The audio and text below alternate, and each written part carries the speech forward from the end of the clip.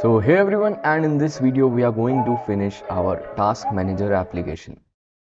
So as you can see that in the previous few videos we have started this project, and it's actually the fourth video, and you can see that we have pretty much completed it. So first of all, a very important thing which we did was setting up the database, then connecting it with index.js, then starting the index.js, then defining our routes inside index.js, and then the subdirectories of those routes are actually here. So task routes were here, and we didn't write anything here. We just made a few APIs, basic APIs, but let's come back to user routes first. So here you can see that what we did was we simply created this user routes API, which did the register part for us and also the login part for us, right? So guys, if you register, and in the login part what did was we also generated the auth token, refresh token, and saved it to the cookies of front end. So from backend we are actually sending cookies to front end, right? This is what it does. So as a response, I'm sending cookies to the front end. Automatically in front end guys browser it would be saved. Okay, that means if I'm using Instagram, so automatically some cookies would be saved into my browser from their backend server. Okay, it's like that. So once your cookies are saved, what would happen next time when you try to use something? For example, we are going to perform CRUD operation in tasks. Like we want to create a task, read a task, update or delete the task. So for those all cases, you must be authenticated, right? So what we did was we simply are checking. For example, we just created a very basic API just for testing the tokens. What we did was if someone calls a post request, that means they want to make some changes. First of all, they must be authenticated. So we just called this middleware, which will always check for the users auth token and refresh token. And all the logic has been explained in the last video, so you can watch that. So what we did was we simply called this middleware, and it checks for auth token, refresh token. If both of them are expired, then the user would be logged out. If auth token is expired but refresh token is still valid, so both tokens would be refreshed, and then new tokens would be generated and then again saved and then continued. If auth token is not expired, then you would come here directly. Okay, but if auth token is expired, then you would come inside this. Okay, then you would look for refresh token. Okay, so I hope you know the basic structure and logic behind this. You can watch the last video if you are still facing some issues. Okay, so now I'll come back to my task routes because we are going to finish this part today. So first of all guys, what we have was we simply created a database and we connected it right here. Okay, so first of all, when you're talking about user routes and you created user schema, it would create a collection in your database named as user. Okay, named as user. So you can see this is the name as user. Okay, so in your database MongoDB, you can check out that later on. Now similar to this, we have schema for our tasks. Okay, similar to this, a task collection would be created in your database automatically. So what we are going to say is automatically all the data would be saved here. So according to that, we are going to get read, update, delete data according to that. Okay, so now we'll come back here in task routes. We are first of all going to talk about which one. So first of all, we want to create a task. Okay, create a task. So remember what we did here was we simply had a few fields here. When you are creating a task, you would need to add title, description, and the owner and the status.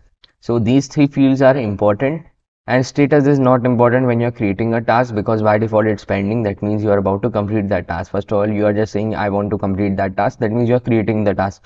Okay, so now come back here, and since you want to create this, so what I'm going to do is I'm going to comment this out. Okay, and I want to create a task, so I'll just say const.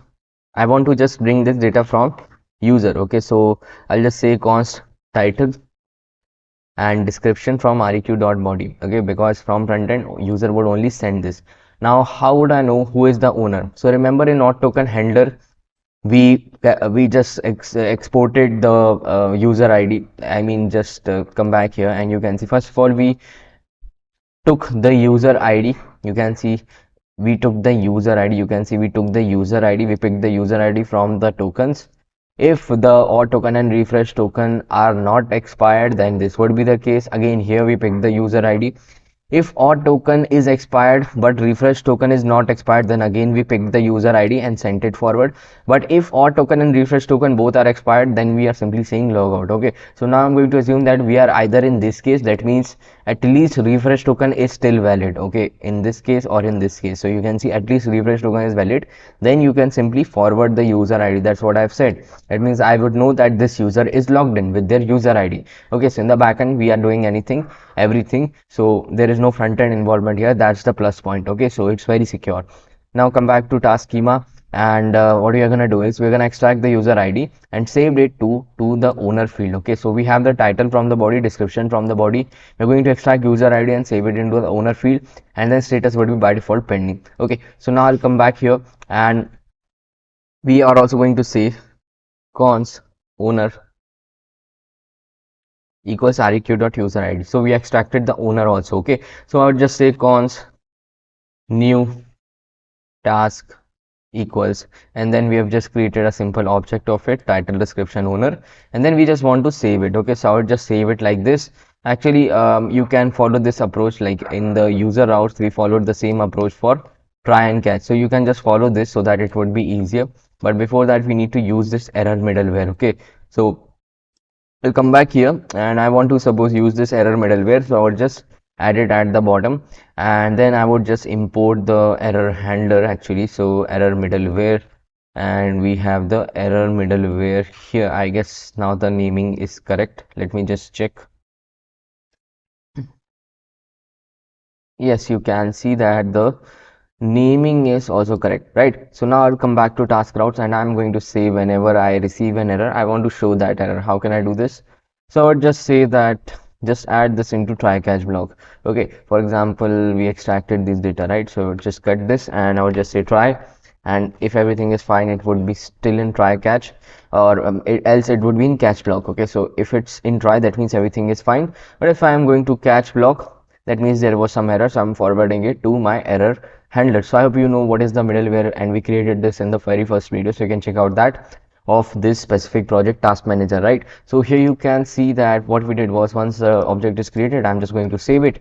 Once you save it, you are just going to send the response in front end, that is create. I'm just going to create response with this function, and I'm just sending this object. Okay, so I'm just first of all saying that your status is this, then I'm creating an object with okay value, message, and data. Okay, these are all the things which we are sending this function, and this function returns an object of these. Okay, so once you got this object, you are just returning this object into the front end. Okay, so if everything is fine, this would be followed. If there is some issue, automatically catch case would be followed. Okay, so now let's try to work on this. What we'll do is we'll simply try to add something. Okay, that means we are going to post something. How we can do this? So we'll again open the Postman,